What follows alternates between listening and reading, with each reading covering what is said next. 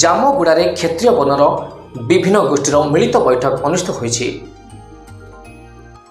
ନବରଙ୍ଗପୁର ଜିଲ୍ଲା ପାପଡ଼ାହାଣ୍ଡି ବ୍ଲକ ଅନ୍ତର୍ଗତ ଜାମଗୁଡ଼ା ଆର୍ଏମ୍ସି ହଲ୍ରେ ହିନ୍ଦୁ ଧର୍ମ ଅନ୍ତର୍ଗତ 4 ବର୍ଣ୍ଣ ମଧ୍ୟରୁ ଅନ୍ୟତମ କ୍ଷତ୍ରିୟ ବର୍ଣ୍ଣର ବିଭିନ୍ନ ଗୋଷ୍ଠୀ ସମାଜ ଏବଂ ବର୍ଗର ବୈଠକ ଅନୁଷ୍ଠିତ ହୋଇଛି। ଏହି ବୈଠକରେ କ୍ଷତ୍ରିୟ ଧାକଡ଼ ଏବଂ ଅନ୍ୟାନ୍ୟ ସମାଜର ପ୍ରମୁଖ ବ୍ୟକ୍ତିମାନେ ମିଳିତ ଭାବେ ବସି ସମଗ୍ର କ୍ଷତ୍ରିୟ ସମାଜ ପାଇଁ ବିକାଶ ପାଇଁ ଆଲୋଚନା କରିଥିଲେ।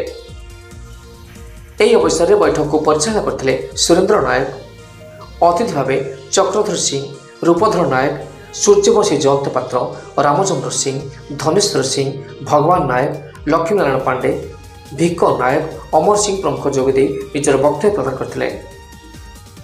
ଭଗବତ ଗୀତାରେ ବର୍ଣ୍ଣିତ କ୍ଷତ୍ରିୟ ବର୍ଣ୍ଣ ଏବଂ ଏହି ବର୍ଣ୍ଣ ଅନ୍ତର୍ଗତ ସମସ୍ତ ଜାତିର ଉତ୍ଥାନ ପାଇଁ ବରିଷ୍ଠ ଆଇନଜୀବୀ ସୂର୍ଯ୍ୟବଂଶୀ ଜୟନ୍ତ ପାତ୍ର ସମସ୍ତେ ଏକତ୍ର ହୁଅନ୍ତୁ ବୋଲି ନିଜ ବକ୍ତବ୍ୟରେ କହିଥିଲେ। ଅନ୍ୟମାନେ ମଧ୍ୟରେ ଦୀପକ ସିଂ, ଜଳଧର ସିଂ, ମନମୋହନ ସିଂ, କିଶୋର ରାୟ ପାତ୍ର, ନରସିଂହ ଦିୱାନ, ବିପିନ ଭୁକ୍ତା, ତ୍ରିନାଥ ସିଂ, ବିଭୂତି ନାୟକ, ମହେଶ୍ୱର ନାୟକ, ସୁମିତ ସିଂ, ଲକ୍ଷ୍ମଣ ସିଂ ପ୍ରମୁଖ ଯୋଗଦାନ ଦେଇଥିଲେ। କ୍ଷତ୍ରିୟମାନଙ୍କର ବର୍ତ୍ତମାନ ସାମାଜିକ ସ୍ଥିତି ଏବଂ ତାର ପ୍ରତିକାର ଉପରେ ପ୍ରମୁଖ ଆଲୋଚନା ହୋଇଥିଲା। ପ୍ରାୟ 500ରୁ ଉର୍ଦ୍ଧ୍ୱ ଲୋକ ନବରଙ୍ଗପୁର ଜିଲ୍ଲାର ବିଭିନ୍ନ ଅଞ୍ଚଳ ଆସିଥିଲେ। ନବରଙ୍ଗପୁରରୁ ମୀର ସାଗର ପାତ୍ରଙ୍କ ରିପୋର୍ଟ, ସମାଜ ଟିଭି।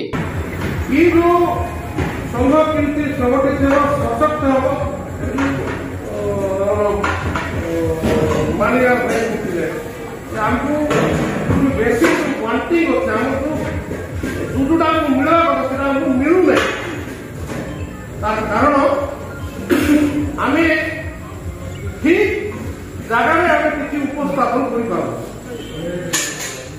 क्षेत्रीय समाज ये सब निज रोजगार बेस बड़ धरण डिमांड राज्य स्तर ना नेशनल लेवल डिमांड